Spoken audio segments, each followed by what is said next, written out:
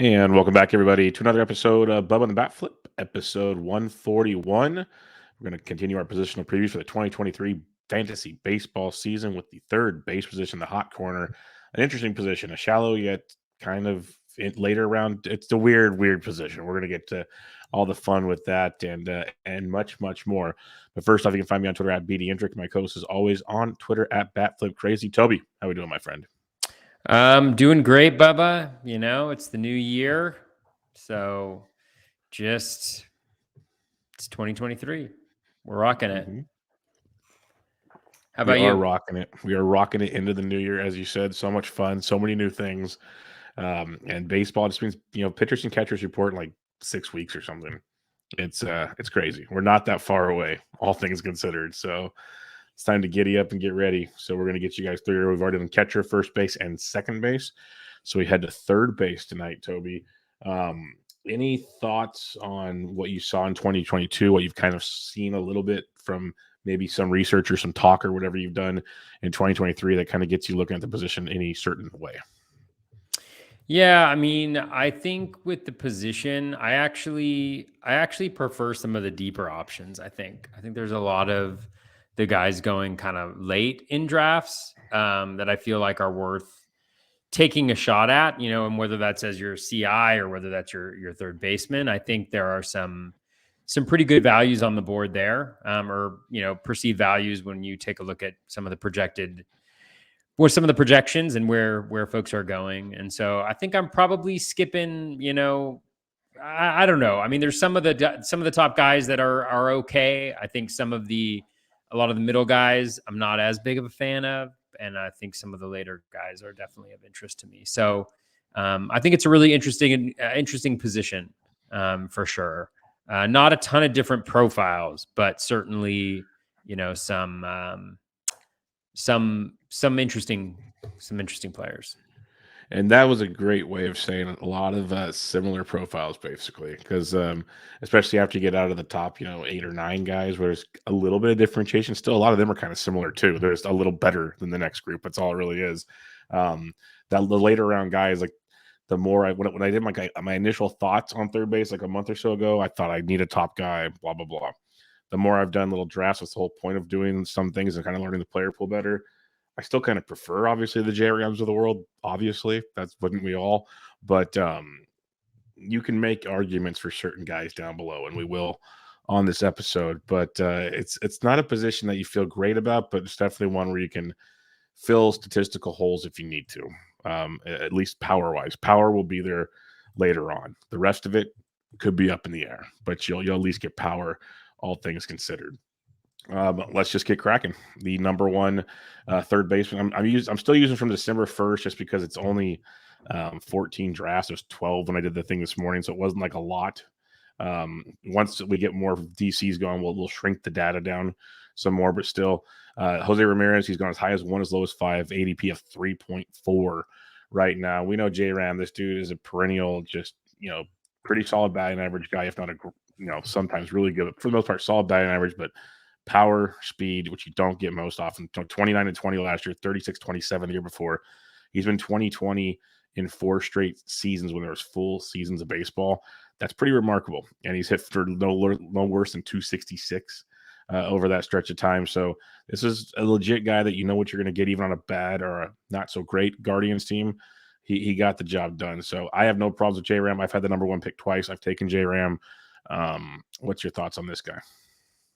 Yeah, I mean, I don't think you can really miss with him. As you mentioned, just an incredibly consistent 20-20, if not 30-20, if not 30-30 profile. Yeah. So, and he's, he does it all. I mean, the one, there's really nothing that you can poke holes in. I think the only maybe slight concern would be the injury, that he had last season, but he played perfectly well through it. And so he did incredibly well. I think one of the things about J-Ram, I think that we talk about a lot before, is just, when you look at a position like third base, if you can add that speed, I think it can be a difference maker as you build your team, as you try to give yourself flexibility later in the draft, where, you have those steals coming from that third base, corner, infield, those positions that don't typically get you a lot of steals. And so it can make it easier to maybe balance it out a little bit more, stay away from some of the rabbits at some of the more speed heavy positions. So I like J Ram. Yeah, I think he's good. And just like all the guys going at the top, outside of maybe Vlad Jr., I think it's totally cool where he's going, and keep rolling him out there. Yeah, I love it. The Vlad Jr. stuff. I've had people asking me what's going on with Vlad. What's with the narrative on Vlad? I said, listen to the show, guys. Listen to the show. Pop it in. I just You can, missed 2 years ago. I'm yeah, lonely. I'm yeah. lonely is So the truth of it. Like I need some shame, you know? it's one So way to look at it. But yeah, J Ram's pretty much, barring an injury, which any person can have, he's about as comfortable as it comes to a number one pick. You know what you're going to get from this guy. And I believe he even had surgery on the hand. So that should be ready to rock and roll to start the season. Now, this one, again, this is why it's fun to kind of start researching early, do some drafts, and dig into players more. Bobby Witt Jr. is the second third baseman off the board at pick 7.7. He's third base shortstop eligible, so we'll talk about him next week as well. He was one guy I was like, I couldn't stomach it, even though like some very, very smart people were like, yeah, he was worth the first round pick. I've asked like Royals fans this, I've asked other people this.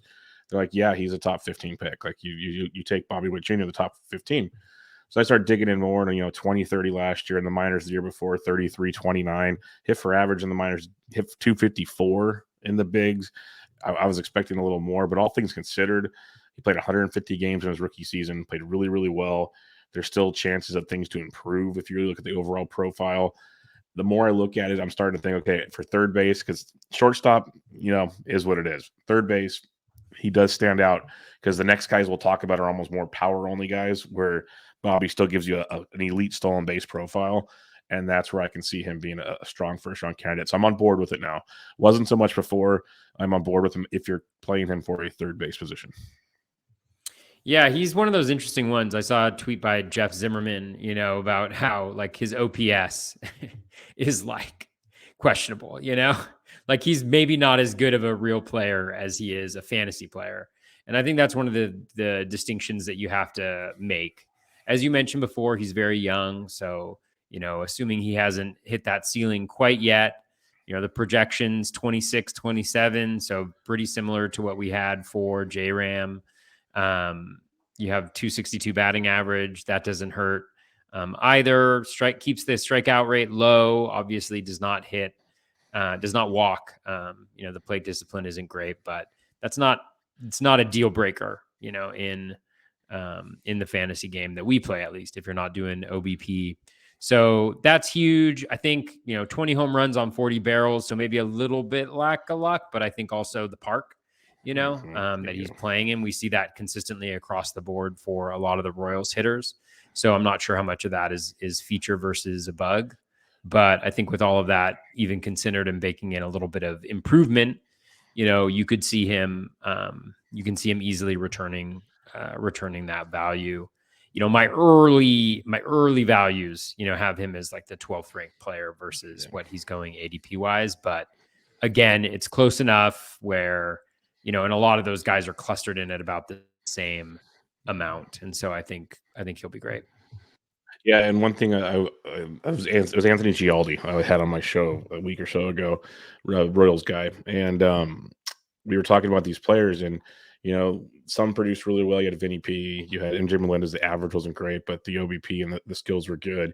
You have Bobby Witt, Salvi will be back, hopefully for a full season, so on and so forth. And he said the one thing to be concerned about, obviously, is runs scored. And I said, well, what about the caveat with all these guys at the top of the order? They're young. What if they improve as they develop this year? Could that like catapult Bobby Witt into maybe 95 to 100 runs scored if he hits the top of the order? Because you have like the Salvies and the Vinnies behind him. That could up his value as well. So there's speculations when you're taking him, but I think the fact he's third base eligible is tremendous. That's a big boost for his value. Because otherwise, shortstop, like I compare him to like the Bichette's of the world, and you can go like a round later for that. But third base, it does boost him just a bit. All right, third base. And that dual position, I mean, he's clutch. elite. So, yeah, doesn't hurt. Yeah, it's very, very, very nice. I need to maybe give myself some Bobby Witt Jr. in my life. I just haven't had that. I've either been at the very front or 10th or 11th in the back. So I've missed out in that window for Bobby Witt Jr. Yeah, Yeah. just like on that point, I think it's a good kind of separator. Like you look at, you look at like kind of ADP of 10 through, 10 through 20 are Mhm. separated by like $2, Yeah. you It's know? a it's literally kind of how do you want to build your teams? That's how so Exactly. many of that is back there. Like, what do you feel? Do you want to go pitcher? Do you want Freddie Freeman because you want a first baseman? Like, what do you want? Type thing. Yeah, and that's what that can be the separator, right? Like that Yep. multi-position eligibility right there. So, yeah. Yep. And it just brings into play. We talked J Ram 30 plus steal potential, Bobby Witt 30 plus steal potential. Now you got a couple good third basemen. I'm not going to knock that at all, but the stolen bases definitely take a hit here with Manny Machado, the third off the board at 14.7. We did see the steals get to 9 last year, 12 the year before, which was nice after kind of sitting around 5 or 6 for a couple years. So he might get you double digit steals. That could be nice. He's turning 30, so we'll see how that goes. But hits for a decent average, still at 32 home runs, 100 runs scored, 102 RBIs without Tatis most of last year. Soto back does help, and some other improvements with Bogarts and company in San Diego. So Machado's been a really, really strong asset. If you want to take one early, I've had zero problem with it. Another guy you kind of know what you're going to get. This is who Manny Machado's been majority of his career once he's been like Manny Machado. So I think it's still a great pick if you want to take a guy early. Only caveat, it's you're not going to get a ton of steals. It's almost like a Vlad Guerrero profile, but a few picks later. Yeah, I mean that's a great comp. I mean, why not get Machado instead of Vlad Jr.? I mean, Mhm. really. No, Like you could get Garrett Cole in round 1 and get Machado in round 2. It just seems logical, right? totally.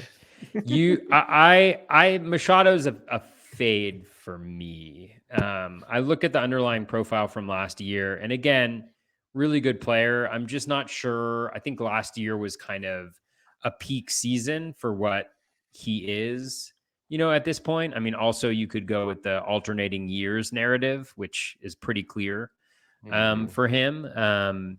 But he had 298, but he had that 337 BABIP, which is 36 points higher than his career average. It was the highest it's been in his entire career. So the batting average is supported a little bit by that. You look at the home run per fly ball as well, 17.2%. That is one of the highest that he's had in his career, even with the bouncy ball. And so, with that factored in, you have to think there's a little bit of regression there. So you're getting kind of a little bit of the double whammy with the 337 BABIP dropping down, and you get the home run per fly ball dropping down. And I think that's why you see a pretty significant, 30-point dip in his projection compared to the 22 batting average. So they have him at 268 versus the Yep. 298 from last year. I think that that's a pretty fair projection that they have right there. And if you look at where he's going compared to kind of what he's worth, that projection has him as the 27th ranked player. And as you mentioned before, his ADP is much higher than that right now. Yeah. So I would fade him as well. My friend Phil Dussault has also pointed out the significant drop in the max exit velo Big for time. Manny Big time drop. Manny Machado. Yeah, I mean a 7 mile per hour drop is pretty unnerving. Mhm. He did have a similar max EV in 2019. And he recovered from that. So, but I can't remember any injuries that would have caused that. And so it's enough of kind of yellow caution flags across the board for me to stay away and not try to buy him at kind of his peak value. Yeah, Machado's been a guy that I like his profile for the most part. I like what he does. Not a guy I'm looking for at this position though. It's like if I miss out on J Ram or maybe Bobby Witt, I'm usually waiting a bit for my third baseman. I'm like accepting the fact I'm not really getting steals, so I'm gonna go elsewhere. I'm gonna do something else. Like guys that are around where Machado's going, and he can still be great. Like the lineup around him is very good, but you can go get your first SP1, your Burnses, your Coles if you want. You can go to Freddie Freeman. I've been going to Jordan Alvarez a lot if he's been sitting there. I think he's a fun option there. Like if I'm not getting steals, give me the average and the power source that Jordan brings to the table, stuff like that. So I have not flocked to Machado. I understand it. I liked him more like last year when he was like a third or fourth round pick. That was very, very appetizing. And third base was a little worse last year, it felt like as well. So a little more important to go get a guy like Manny Machado. So I'm not as in on it this year as I have been in years past, which, maybe it comes back to bite me. I don't know. I'm not there with Mr. Machado. The fourth third baseman off the board is Rafael Devers, going with an ADP of almost 19. Another guy I've been kind of skipping out on this year, just not sure why, but I think it's because I just don't like that offense around him much at all. But 27 more home runs last year at 295. He's always hit for decent to, if really good average, pop, minimal speed. You're not going to get much speed at all.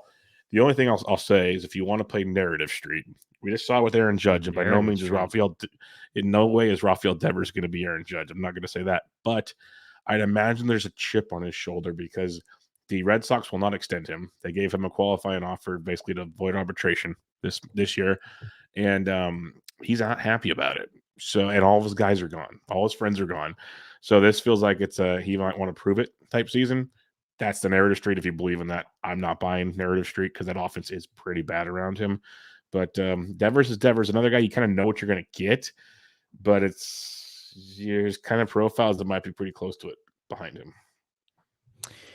Yeah, I think you're right on. I mean, it feels like Devers every year is that guy who's like on the back half of the 1-2 turn, who, the projections all agree like he's kind of worth it, but not like doesn't have maybe necessarily the same upside because of the lack of speed. And so he's always kind of there. He does it every year and he's kind of there. So I think he's perfectly fine to snag here. The usual conversation about the need to have a plan for speed later on, but I think he's been consistent enough for long enough. He's not in a great offense, as you mentioned, but he's in a decent park still. The top half of that lineup could be pretty OBP heavy, with some of the guys that they have there. So, yeah, I mean, I can see it. I don't think I'm probably not going there, but I can see it, and the values. And again, these are just based on Steamer. They'll change, I think, dramatically between now and when we are drafting January big drafts. 19th when ATC comes out. Is that when ATC is supposed to come out? I believe he tweeted something today about January 19th for the first round of ATC. Cool. Well, I'll add those into the aggregator and plop them out. Yeah, so I think with Devers, I mean, 22nd, ranked player, and then his ADP now is like just 19, below 19, essentially. Yeah, the same I have in my spreadsheet. So, yeah, so he's fine. Not a world beater, but he's fine. Yeah, you know what you're going to get from him. So if you're comfortable, Jenstead and others talk about it, I like to be a kind of boring drafter most of the time too. He's that boring pick that you know what you're going to get. You're not like Machado. We talked about the variations of what do you get from him. Sometimes it's MVP, sometimes it's a mess. Devers is pretty much just a steady Eddie. You can pencil in 25 to 30 home runs, maybe a little more sometimes, good average, 80 plus, sometimes better. You're going to get all of those things with Rafael Devers. The reason why I'm going to pass on Devers is I'm not sure I want the steady Eddie thing, but Austin Riley is the fifth third baseman off the board at 22. If I'm taking an early third baseman, which I'm still, after JRM, not sure I am, because there's other things I want to accomplish right now. Riley's done it 2 years in a row now, 33 home runs and then 38. He's got 90 plus in each of the last 2 years. And, he hit 303 in 2021. There's no way he could hit for average after 226 and 239. Still hit for 273. And he actually improved his walk rate by 0.3%. Not much, but he improved it. His BABIP went down much more, but back kind of more towards reality for as hard as he hits the baseball. So 260 to 275 probably is realistic for Austin Riley. And you can do that with that kind of power in that offense. Now, I know his second half was not as ideal as his first half. I will flat out get to that, but I like what he has there. I think if you're playing for more of an upside ceiling play, I think I like Riley over Devers at this point in time. What about you for Austin Riley? Yeah, I mean, I think the projections at this point would agree with you a little bit. Maybe let me double check. Yeah, the degree agree with you by one place. Yeah, I think it's kind of like either or, right? You're probably getting better batting average with Devers. You're probably getting more power with Riley. probably getting a tad more speed with Devers. And Yep. yeah, I mean, I believe in Riley. I mean, I believe in everything that he's doing. He's been remarkably consistent. The BABIP was at 315 last year. It's at 327 this year. Home run per fly ball last year was at 21.8%, 21%, over the course of his career. Barrel rate, 15.7% last year, 13.8% for his career, but also recognizing that he's improved slightly on his ground ball rate each year. So he's headed in the right direction there. Remarkably consistent, contact rates, 74.4, 73.9, 72.5. So he's kind of incrementally getting better as the years pass. He is 25, so maybe there's, a little bit more. I wouldn't expect a significant downturn in the results, barring something else. So I think with all of that said, I think he's totally justifiable where he's going at the moment. And again, it's one of those things where, and I'm also trying to do this. You mentioned just draft good players. I struggle with that. I struggle with drafting good players. So I'm kind of maybe in the boat of just being like, hey, this guy's probably going to be really good. There's nothing that says he's not going to be good. So maybe I should just draft him instead of getting fancy with, 5 categories or whatever. That's kind of where I'm at. Because we talk about it every year when we do these shows. It's like, no, I can't take this guy because of this. I can't take this guy because of this. And then, Austin Riley for 2 straight years now has been a freaking monster. And there's multiple other examples of players in those scenarios. So now, at least makes me sit back, like I mentioned with Bobby Witt. I got to sit back and look at it. Okay, if I do this, how does it affect X, Y, and Z? Austin Riley can obviously, we've seen him help teams win fantasy championships. So obviously you can build around Austin Riley. It's very doable. Just because he doesn't steal bases, it can be done. And I think it's because of that power in that lineup. A full season of Ronald Acuna potentially. You got Ozzie Albies back.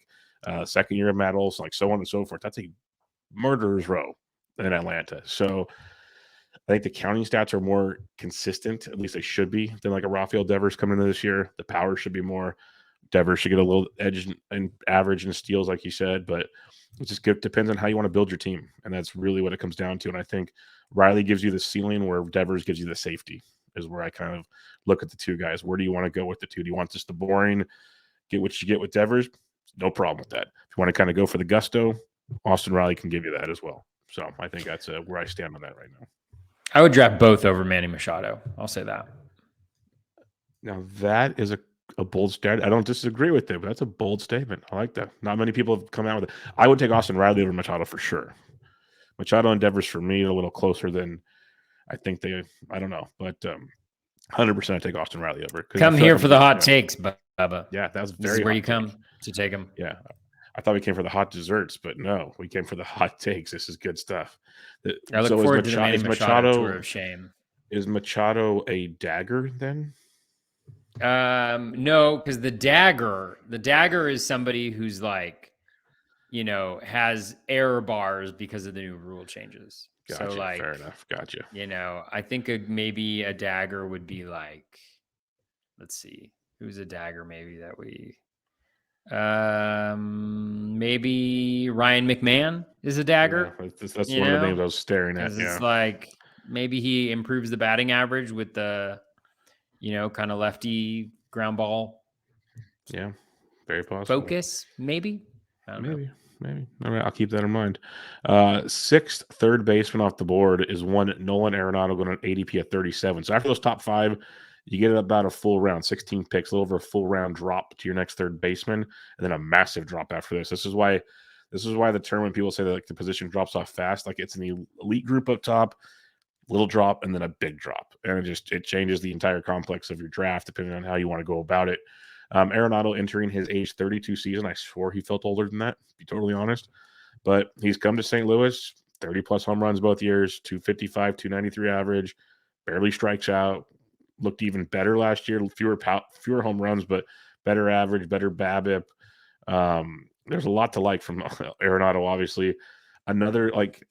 Here's my thing. If you just want a safe pick, why take Devers when you can take Nolan Arenado? Let me put it that way. Yeah, I mean, I've always been kind of like a naysayer on Arenado, and I think I even talked trash about him, thinking about who is going to fall from where they're going right now. But what I would say is I don't know. I mean, he seems like I'm looking at what he's doing, and the BABIP clearly from last year, at least in recent history. I mean, the dude just hits the ball in the air. Like he had a Yeah. 29.7% ground ball rate after, a 31.3% ground ball rate. So he's only hitting the ball in the air. He's really good at pulling the ball in the air. So he doesn't need barrels to get home runs. He's been like that throughout his career. So I don't really expect anything to drop except for that batting average, because with the really low ground ball rate, I would just anticipate that he's going to run into he's not going to get as many balls that fall in this year as he did last year. But even when you drop that, like the projections factor that in, and then you plug him into the thing, and he's ranked 41st, ADP of 38 on my spreadsheet. Is he still About there? 37. 37. Wow, he's Yep. moving up. Moving up, Nolan Arenado. Yeah, I'd say no. I mean, I think at some point, like, yeah, there's the whole, age thing. Like everybody's always like, oh, they're getting older, they're gonna get bad, like the whole Yeah. Nelson Cruz thing. But like it does add another variable into it. And so I think when you have this large group of players kind of bucketed together around here, I think there's nothing in Arenado's profile that necessarily like differentiates him enough for me. But again, he's been a good hitter for a long time. So, and the projections, even they don't hate him at his cost. They don't, 41st again and 37th, but that's a 4-point difference, and probably about the guy going at that mound is probably worth $23 too. Yeah, exactly. And he's one of those guys that I just love because you can pencil in his stats. You don't have to worry about sitting him. Like it's just usually a position that's locked in. You don't have to worry about him at all. It's great. So I'm a fan of it. If you want to go, like I said, I'd rather take him than Devers. So that's where I stand on Mr. Nolan Arenado. Seventh third baseman off the board, and we're getting close to the cliff. It's coming, folks. Alex Bregman is the seventh one, but going to ADP 82. That is a whopping 45 picks after Nolan Arenado. That's 3 rounds after Arenado. This is Bregman coming off 23 home runs last year, 259 average, 93 and 93. So the counting stats were good. Power wasn't bad. He's, back-to-back years of definitely not being that 30 to 40 home run bat. And the average was down. So he was injured a lot, though. That's one thing I do remember. He was definitely injured. Still got the barrel rate up by the end of the year to a pretty respectable number. And his max EV was the best of his career last year. So could be a potential value. Could he be the Astros Jose Altuve of this draft, like last year's Jose Altuve? I'm willing to take some chances on Bregman, where I usually never draft at Bregman because of his price. He's a little more intriguing this year. Yeah, for sure. I don't mind Bregman at all. I kind of like him. You look at the batting average last year was lower than it has been historically, but his BABIP was also 0.025, 285 career versus 260 now. Not a huge difference between his ground ball rate and this year and or last year and throughout his career. The line drive rate the last couple years has not been as good, but I also think that line drive has the most variance. So you really got to look at that ground ball rate. You mentioned that he was injured earlier on in the year, and I think he really turned it on. I mean, O swing is delicious at 21.8%.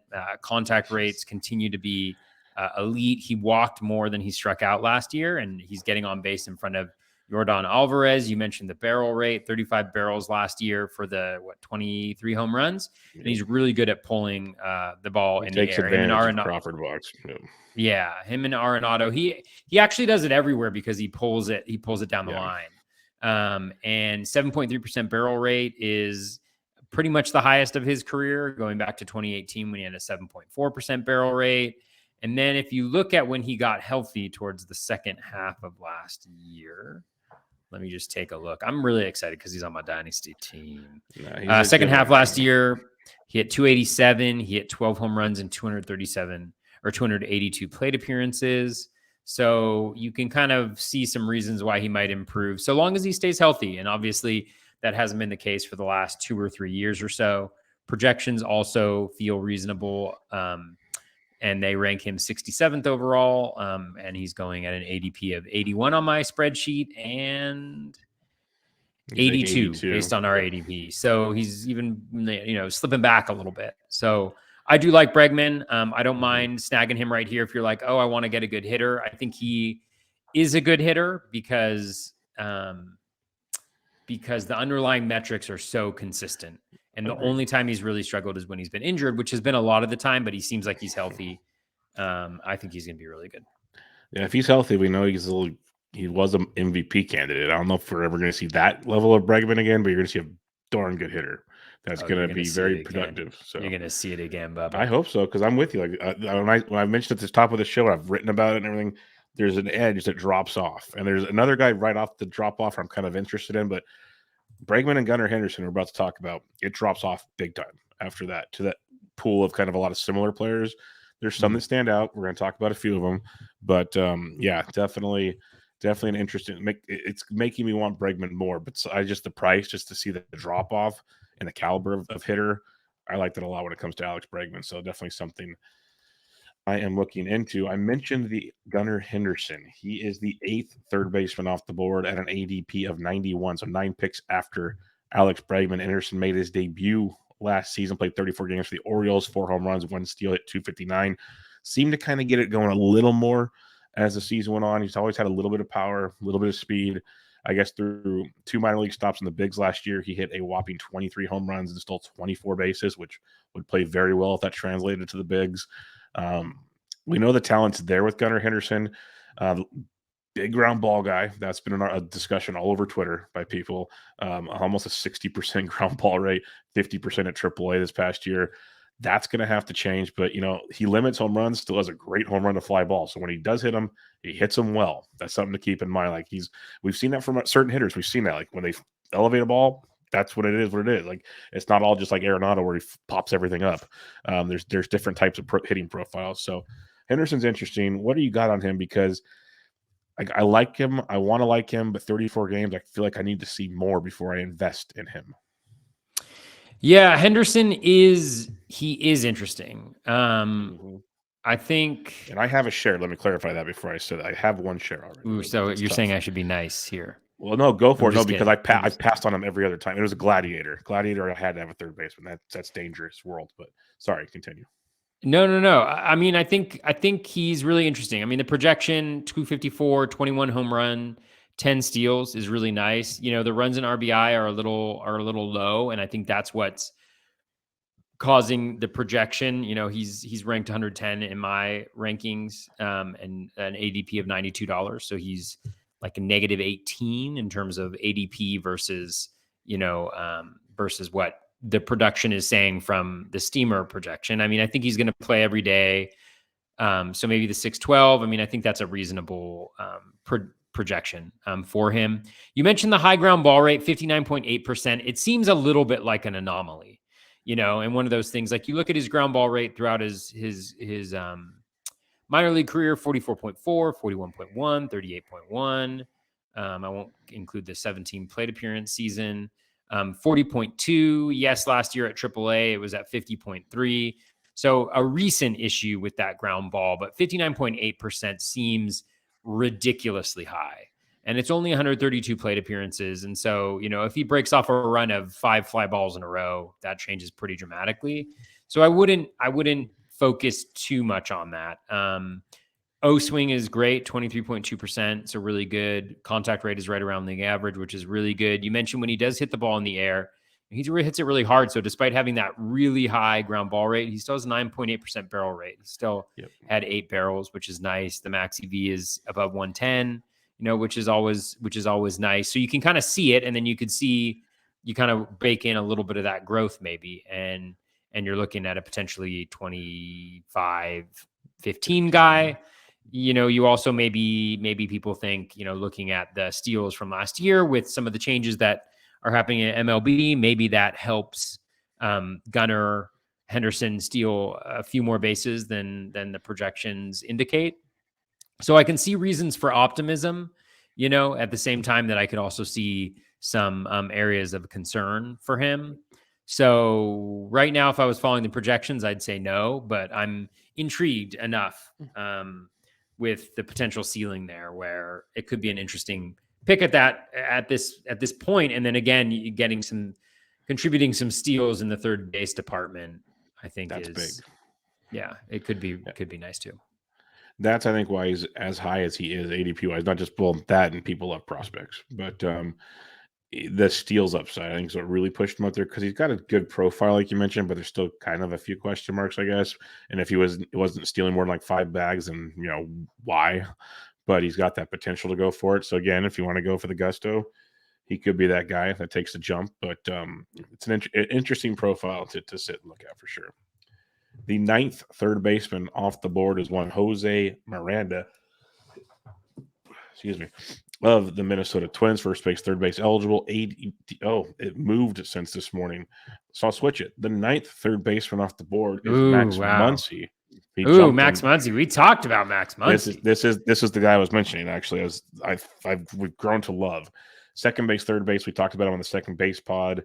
Um, but ADP of 152, so it highlights it's like 60 picks later from Gunnar Henderson. It's 4 rounds after Gunnar Henderson is when the next third baseman goes. So it's all about deciding what you want to do draft. You want to go early? You want to go mid? You just want to wait. That's just how the third base kind of flows right now. I think I took him in my recent NFBC 50. What's it? What I say his ADP was 152. I think I took him like at 144. I jumped him just because I wanted to get him. That second base, third base is clutch. I think the power is legit. We talked about him. The second half improvements are great. I think with the shift and everything else, big fan. I'm buying Max Muncy this year, so I'm hoping it's not the year to finally screw me over because I've always kind of faded Muncy. I'm all in this year. Yeah, we talked about him in second base pod. I like Muncy a lot. I think last year he was recovering from injury in the first half. I think he improved. He had that gnarly BABIP, which I think will come back up. And he could also benefit a little bit in the batting average department from that shift. So, yeah, I like Muncy a lot. Yep. All right. Now to the 10th third baseman off the board. First base, third base eligible. We didn't really talk about him at first base, though, it feels like. Jose For good Miranda, reason. ADP of 153. He wasn't a top 10 first baseman, so we skipped over him in the next section, but he squeezes in here 3 picks ahead of a guy that I'm going to talk about in the next section. Jose Miranda at 153.43. And this is a tough one because, in the minors, he was a 30 home run guy in 2021. Big hype coming into last season. Played well at 268, 15 homers. Second half of the season, hit the ball really well. A little more power in the first half, much better batting average in the second half. It's like, which player are you going to get? The high batting average guy, the potential power stud, which one's it going to be? It's Minnesota. So many questions to be had there, but it's like, I just have a tough time spending an ADP when I got Muncy and then a couple guys behind him that I'm not looking for a batting average source at this point in time. I want power we talked about so many similar profiles. There's like 4 guys or more going after him that all have, it feels like 25 plus home run upside. I feel like I need to go that direction. So I'm just out on Miranda. I know some smart people that still like him. Could be totally wrong, but I'm not there. Yeah, I'm not a fan of Miranda, really. I mean, it's a very blah profile, and I think there, like you mentioned, I think there's plenty of guys going later on that I'm more intrigued on, and I feel like maybe have even some more upside than Miranda does. He hit 15 home runs last year, only on 22 barrels, so I think a little bit lucky there. Max EV is under 110, so it's fine at 109.4, but not great. The barrel rate is fine. Like everything's just kind of fine with him. Like the batting average is fine. The home runs are fine. He's not going to steal bases. He doesn't strike out, but he also doesn't walk. He's got poor plate discipline. So yeah, it's just a little blah for me in general. And so I don't really have much interest here. There's obviously the prospect growth isn't linear. So maybe he takes, a big jump this year, but I don't really like to buy that. I prefer to just go with better players. And then just like looking at the back end of his last year, I was wondering how he kind of did as the year progressed. The in zone contact rate fell, the overall contact rate fell, ground ball rate increased, O swing increased, hard hit rate fell. So as the year progressed, from a skills perspective, he actually did worse. And so yeah, I'm out. I'm not interested at all. He needs to be going about 80 to 100 picks later. Then we'd have a conversation to be had. But that conversation isn't happening. So yeah, I'm with you. I'm out. 11 through 20, we have Eugenio Suarez, Matt Chapman, Brian Hayes, Alec Boehm, Josh Rojas, Brandon Drury, Ryan McMahon, Josh Young, John Birdie, DJ LeMahieu. So we're going to each have two here. We'll rotate back and forth as usual. Toby, I'll give you the floor. Who is your first third baseman you'd like to discuss in ADP 11 through 20 at the position? Yeah, I'm gonna go with Cabrian Hayes. Hurt me once, shame on you. Hurt me twice, shame on you too. I'm going back to the well on Cabrian. I had him in a number of leagues last year. The home run totals are painful. I do not disagree with that. The run and RBI totals last year were awful. How do you think it's going to improve on the Pirates? Yeah. Well, I mean, he hit the 7 home runs, 15 barrels. That barrel percentage is weak too. Oh God. Now I'm like regretting it. He did have his highest max EV of all time. Okay, I'll just say why I chose him. The projections really like him as a value here. I'm depressed looking at that. ADP of 168. And then he's the 122nd ranked player based on this projection. And I think, again, we'd be remiss without saying that the reason why you go after Cabrian Hayes is the speed, and the potential for power. I think the batting average was a little light last year, 307 BABIP. He did get that ground ball rate to a reasonable number after really struggling with that in 2021. So, that 47 to 49% seems like the right range when he's not injured. But again, so I'm leaving this with maybe a little bit less of a love for Cabrian. But all that being said, I think there is reason why a 25, soon to be 26-year-old who's hitting in the middle, top of the lineup with speed and the new stolen base situation might be able to benefit. And if he can even just get to 10 home runs, a 10-20 season, going at pick whatever 178 or wherever he's at right now, 176. I think that's a nice little addition, especially like if you've hit, you get Max Muncy and you get him or something like that. That's fair. Cabrian Hayes has screwed me over a couple times as well. And he's a conundrum because you mentioned a lot of the things that just don't make sense. And everyone, he's one of those polarizing names on Twitter. Like you're either in or you're out on Cabrian. I remember when he first came up, I had James Anderson on a show, and he was what the profile looked like in the minors. It just never panned out. It's weird, but he's still so young, like you said. Well, today on Twitter, two people I really respect, and Brendan Tuma of Underdog Fantasy and Chris Clegg, who many know from the Fantrax Tool Shed. He's now a pitcher listed lead prospects guy, dynasty guy. They kind of went back and forth. So I'm just going to read you this thread. So I want you to listen to it because this might even make things more even confusing to the situation. Cabrian Hayes percentile finishes in 2022. This is from Brendan Tuma. Hard hit, 84th percent. Average exit velo, 85th percent. Max exit velo, 89th percent. Those are all pretty darn good. You said borderline unfathomable. He hit just 7 home runs and 560 plate appearances. Toby can agree. Then Chris comes back because Chris has done deep dives like everybody else.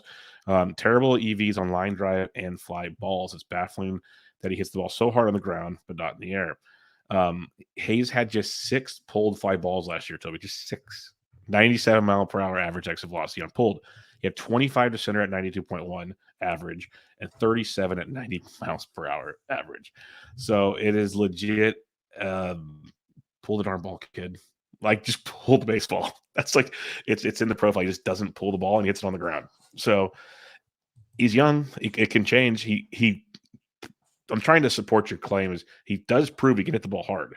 He has to work on that darn launch angle and pull the baseball. Like that's what it comes down to. Easier said than done. I mean, honestly, the most disappointing thing is that barrel rate, which kind of well, you hit the ball on the ground so much you can't barrel it up. It highlights what Chris says there. Yeah. It's kind of like, do you look at all the Jeff Zimmerman, as usual, had a great article just about like, this is the red on this guy's StatCast profile. Who is it?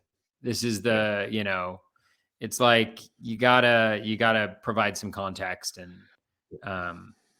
look beyond just percentiles.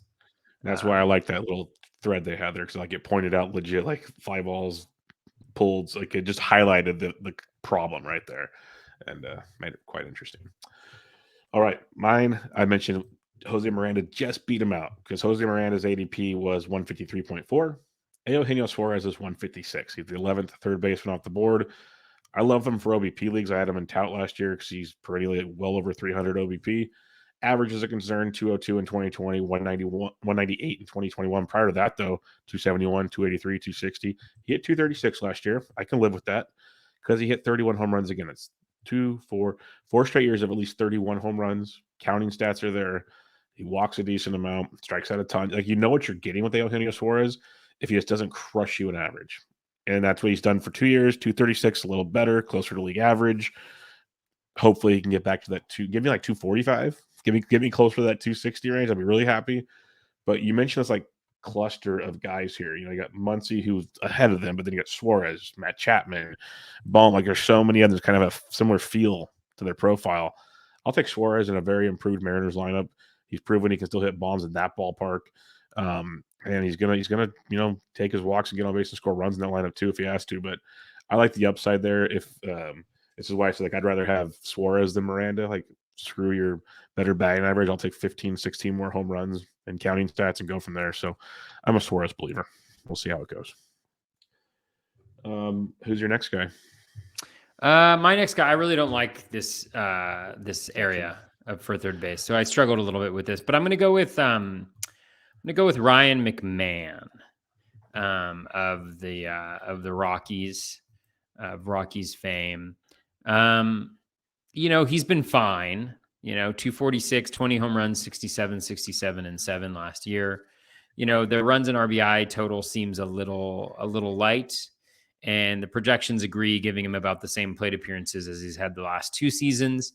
248, 22 home runs, 7 steals, 73, 76, which is kind of splitting the middle between 2022 and 2021, and which seems like a pretty fair assessment of his talent level. And when you put that all together, you are looking at a guy who is currently ranked 139th in terms of his value, around $12, $13, and he's going at ADP of, on my spreadsheet, 215. On this, he's going at 217, 218.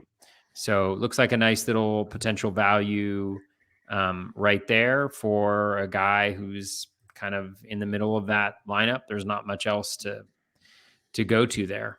So yeah, I like McMahon. I've been Team McMahon for many years now, so I have no problems with that. He's not quite Brian Hayes, but just a slight launch angle difference away from being another stud too. Like, it's right there from being a legit power source. So love the McMahon call. Brandon Drury would be my next guy. I was in on him a little bit, but I was waiting to see where he landed. Landed in LA. I'm a huge fan of him. I'm a huge fan of this offense, the way they built it around Trout and Ohtani. We kind of talked about Drury last on the second base show, but he's first base, second base, third base. That's huge. I believe, he's not a 28 home run guy, but I believe he's 15 to 20. Like, you got that for sure. He'll have decent counting stats, hit for a good average, in a really good lineup. I like everything that you can get after pick 200. He's like 201 ADP right now. So Drury's a guy, especially with that positional flexibility, that I like quite a bit in that lineup. So that's it for me. All right. Post ADP 20, Toby. It gets weird down here. The first guy you have is if he's still going this late come March, I'd be shocked. But who you got for your first one? Yeah, I'm gonna go with Justin Turner here. I think he ended up in a really nice place with the Red Sox. I think it's a good ballpark that fits him. It fits the batting average.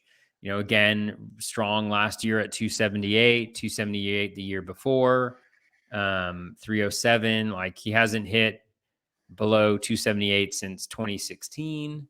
So just a really, really nice player overall. Last year, I think he got unlucky. He had 13 home runs on 31 barrels. So he had a pretty similar, actually higher barrel rate last year than he did in 2021, but the results were just not as good.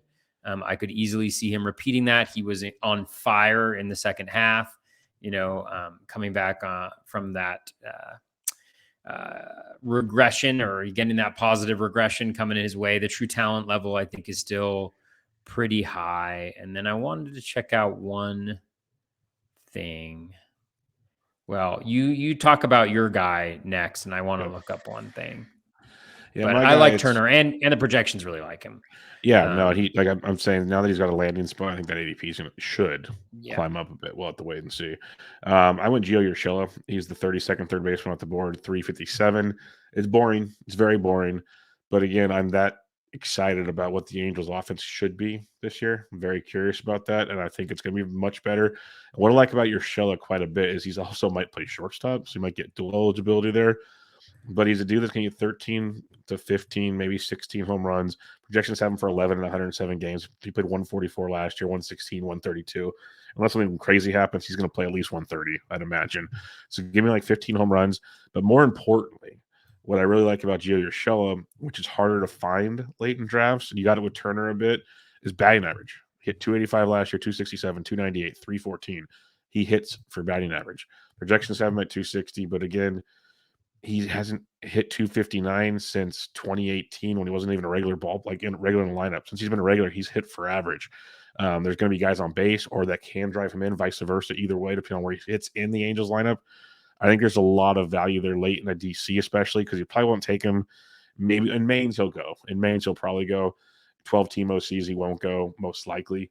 But in DC's for sure, like he can be your second or even third baseman. And that's just such a nice thing to have. Like if you say you have, say you have Brian Hayes and he gets hurt again, to be able to fall back on Gio Urshela is awesome. Like that's a really good fallback plan. And in the end, might have a similar stat line the way Brian unfortunately has been going. So I think Gio is a really boring, but in DC is what he can bring to your table. Like some of those late DC picks, like they fill your lineup, but what do they really do? Gio can at least give you something that's hard to find. So I like Gio that late. What's another one nice. for you? Just going back to that Justin Turner. So in the last 3 years, Justin Turner is top 20 in pulled fly balls. So I think Fenway will benefit him and help him give a little bit of a boost to that home run total. So the next guy that I have out here, I'll do another bold prediction here, is Spencer Steer of the Reds. Steer is interesting. I mean, they're giving him a run. He doesn't really have competition at third base to begin the year. So if he can get off to a good start, which is not what he did, during his first run, but he makes a lot of contact. His projected K rate is 21.8%, 8.8% walk rate. He's projected for a 241 batting average, 17 home runs, but that's only 447 plate appearances. So I think if he actually performs at that level over the course of the beginning of the year, then he's more likely, as long as he stays healthy, to boost up that plate appearance projection. And so what my bold prediction is going to be that Spencer Steer will end up better than Jose Miranda. How's that next year? I like it. I like it. It was a short window. Barrel rate was okay at 6%. My one major concern with him is the max EV at 104.4, but he's playing in the best run environment in all of baseball, at least home run environment in Cincinnati. So I think that will benefit him a little bit. And again, I think he's going to get some run. The plate skills look really good, 27.5% O swing, so better than league average. So he's swinging at good pitches, and then the Z contact and contact are both either at or better than league average. So I think overall he's doing enough. And again, I think in that stadium, in that lineup, playing every day, and he is going at pick 401. Is that right? He's going to pick 419 on my spreadsheet. Yep. He's only his rank is 351. So not a huge value there, but that's again at 447 plate appearances. So you make that 600 plate appearances, and all of a sudden I think he's jumping into the top 200 potentially. So it'll be interesting for sure. But I like him as kind of a late round dart for a guy who's going to have access to playing time and has some skills that could translate into success. Yeah, there's a few back here. I like that one. Jaime Candelario's back here, who was much higher last year. Ramon Urias doesn't stink. He's back here. But the guy I want to highlight is Josh Donaldson at pick 404. Ooh, I heard you and Rob talking Yeah, about him. It's just really interesting to me. Like, I know he had a down year, still played 132 games. He was injured a lot, 15 homers, 222 average, highest strikeout rate he's had of his career at 27.1 since at least 2010 when he was a rookie in 14 games. I want to attribute a lot of that to the injury. And also he had some off the field stuff. Like he was in a little hot water at times. But and the projections only have him for 102 games, which is weird because there's really no one taking his job unless they really go heavy platoon, which I haven't seen that yet, but maybe I'm wrong. But 132 games, 32 games last year, 135 in 2021, 155 in 2019. You give me 130 games of Josh Donaldson at a healthy Josh Donaldson, which is an iffy. He's 37. I get it. But that's a lot of power after pick 400.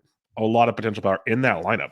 In that lineup, that's going to score a ton of runs. Like, it's an interesting situation to see. I was shocked. Like, you heard me and Rob talk about it. We're like, how was he sitting this far back in drafts? I know he had his problems last year. I know he's getting older.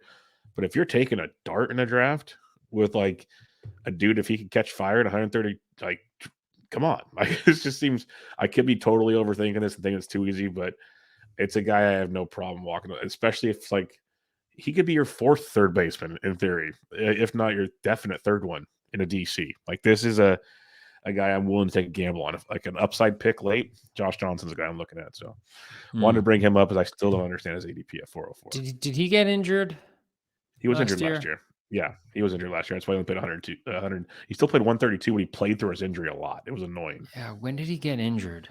Let me find out. I'll pull it up. Because there's a pretty dramatic increase in his ground ball rate in the middle of the season, right around early July. Just shoots up. I mean, it was like he's not a ground ball hitter, you know. He Not hits at the ball all. in the air a Not at ton, all. and he was at 51% over his last 40 games, which Okay, is so kind of outrageous for him. last year, he went on the IL on May 20, or no, he went on the IL on May 23rd. Then he went on the IL for good on May 27th. I don't know why I was retroactive to May 24th with right shoulder inflammation. So he had the lingering shoulder injury all season long. And then he went on he got activated June 15th. Then he went on paternity list on September 7th. So he only on the IL once, but that shoulder injury, you know how those go. That's an all season thing. So Yeah. and that He can also definitely got hit by affect a pitch on elevation. July 4th. He got hit by a pitch on July 4th That in won't the help either. hand. Yeah, In the that won't help as hand. well. That'll Wow, definitely make his ground balls. that could be a really interesting. That could Like, be it's a really dude interesting. prior to last season. Like, we talked about him last year, 26 homers, 37. He was injured in 2018 with a 33, 37. Like, the batting averages, like, you just look at his overall profile. It's, I wouldn't say consistent, but it's pretty darn, especially a pick 404. Like, I'm intrigued. I'm very intrigued. Yeah. I'm curious. Let's see. Yeah, he hit 218 after that. 351 slug. How many games is that? How many games does he play? Sorry, I know these are the most exciting No, things, it's but fun because it's another I'm brain. trying Because, to. like you said, It's Rob and I like talked about it quite a bit the other day, and it's been one that stood out to me quite often. so 20, 60. So let's see his 65 game rolling average. That's how many games he played after getting hit by a pitch on the hand on July 14th. And I'm only looking at that just because of what I say, 64. Yeah. So his ground ball rate. Yeah, just like his ground ball rate was 51.6% Big. after July 14th. That's literally the inflection point for him, was getting hit on potentially getting hit on the hand Mhm. by a ball. Let me just see something here. His hard hit rate. Yeah. It was falling before then, Yeah, it's but probably it the was really shoulder, though. low over the same period of time. Can you do it from May ISO 20? fell through the roof. Can you do it from May 24th on? Just see where it goes, or is Um, that too long? Because that's when he went on the let's IL with the see. shoulder injury. You might be able to see it even. You might see a drop and then a bigger drop off after the hit by pitch. Is what What I'm did you saying. say? May May? Oh, 24th. I can see it. So 216, 359, 28.4% strikeout rate. He only had 10 home runs. How many games is that? It's 20, 40, 60, 80, 100, He played almost 132 like last year. 99, Yeah. 99 games. Let me see. So his 99 game rolling average. It's probably too large of a sample for what you want. It'll be interesting. It was just more of I a think that, curiosity. yeah. His ground ball rate was 45.6% from that point forward. And then it dropped But I off will even say more. that inflection point was, The hit by pitch, July 4th area. yeah, it looks like it was right there. Again, like it's all a little bit Yeah. arbitrary, but I think that could be interesting, if Donaldson is healthy, because I think you saw a lot of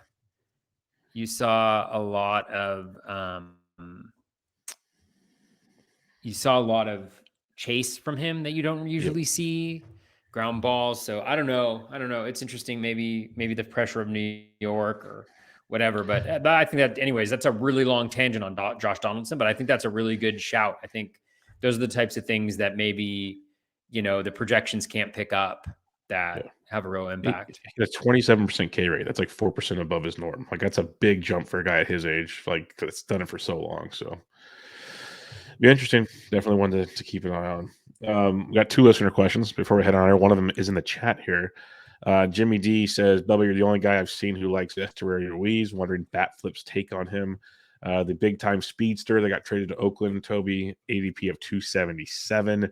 Batting average is a bit of it. Well, it was good in the minors. He had a small cup of coffee in the majors, but speed's always been a thing for him, and he should play every day in Oakland. So, what's your thoughts on Estuary Ruiz?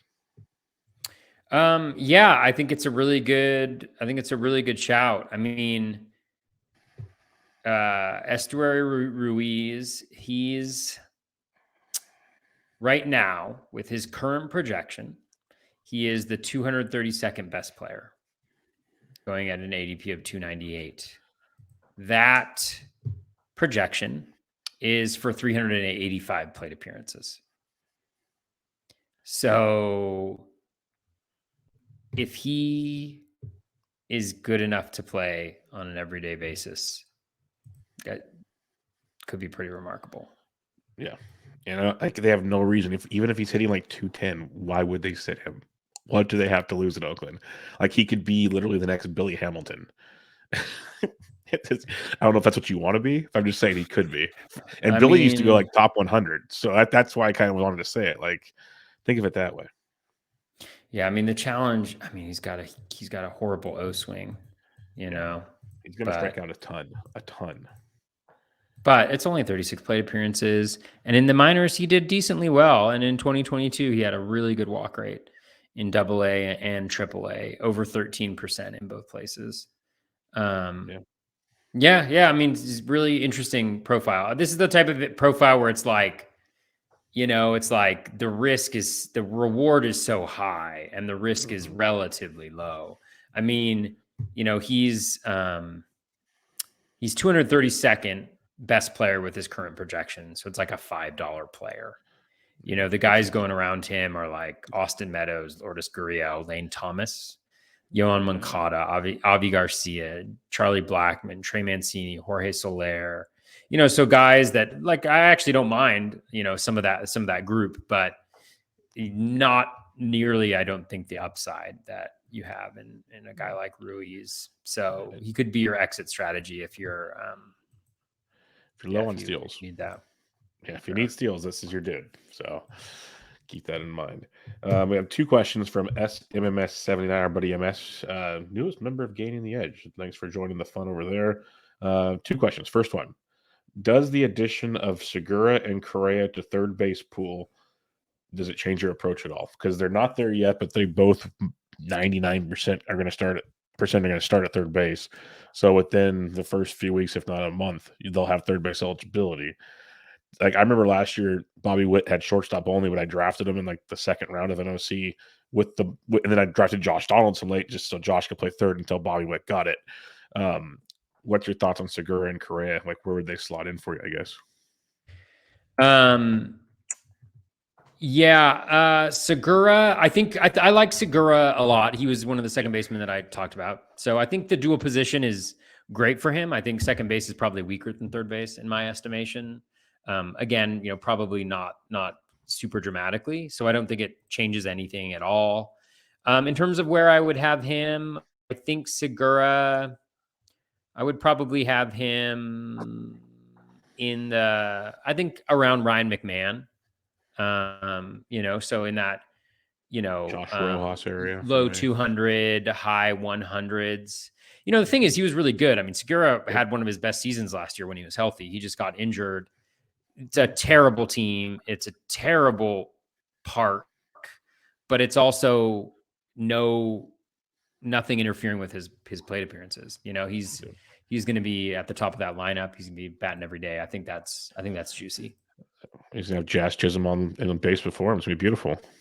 Oh my god, it's just gonna be like wild. What about Correa? Correa, where his ADP is right now, he'd be going ahead of Max Muncy. He'd be in between that Gunnar Henderson, Max Muncy world. And I'm pretty sure I want, and maybe it's on a limb here. I'll take Max Muncy over Carlos Correa. Yeah, I mean, I think Correa in that. Let's actually see. Let me just. And that's still assuming he ends up in New York, which I mean, if he ends up in New York, I mean, it's such a good spot for him. So Correa as a shortstop is the 104th ranked player. So I was going to say I'd have him above Muncy. I'd have him below Henderson. I think that's fair, but I think they're fairly equivalent. So, yeah. There you go. Yeah, but I don't think there's a dramatic impact on Correa's value because he moves to third base at all. It's kind of a third base profile, honestly. Yeah, it's 100%. I mean, he's more interesting at third base with multi-position eligibility for sure, but it's not a fantastic profile at third. It's not a value profile, but at third base, because I don't even consider him usually at shortstop when I'm drafting. I just look right past Carlos Correa. But at third base, yes, he's maybe a more boring Nolan Arenado type profile, which fits that position if that's what you're looking for. So I think you might have answered this one earlier. Are there any concerns about Gunnar Henderson's at bats? He seemed to play almost every day last year, and Steamer has him down for 612 at bats. That would have been tied 10th last year. I think that's relatively fair. Yeah, I think that's fair. I don't know why they would steer clear of him. I mean, he should be the starter and play every day. Yeah, he's the dude. I don't see them platooning a guy like him. It doesn't make sense. If they if he's got 4 years under his belt and he can't hit lefties, at that point, then maybe. But yeah, they called him up last year in a pennant race, didn't platoon him. Don't see that changing now. This is one of their guys of the future. Him, Adley, these dudes are playing. That's just the way it's gonna go. There's other guys they'll platoon. It won't be. I doubt it. I won't say I doubt it will be these guys. Ramon Urias is not going to platoon with Gunnar Henderson. Let's just put it that way. So we will wrap it up there, Toby. Any final thoughts on the third base position? No, I like it. I like third base. I like third base a lot. Yeah, no, it's an interesting position. It's very top heavy and then kind of a minefield of there is some good stuff there. So pick your poisons, and if you wait, you can survive at third base. You just have to maybe be slightly more aggressive with the guy you want, a round or two, just to make sure you get him. Because if you don't, then it might get a little troublesome yet again. So definitely a doable position. Next week, we'll finish up the infield with shortstop, which is a fun one as always. And it's interesting this year. I won't say why, but you guys, it's talked about on Twitter a lot. It's a lot different to me than it is in normal years. So we'll talk about shortstop next week. But until then, Toby is on Twitter at BatFlipCrazy. I'm at BDentric. This is Bubba the BatFlip episode 141. Catch you guys next time.